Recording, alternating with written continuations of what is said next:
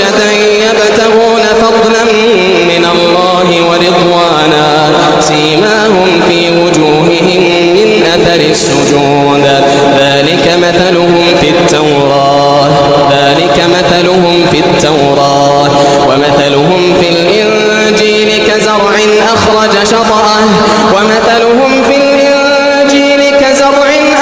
شطأه فآزره فاستغلظ فاستوى على سوقه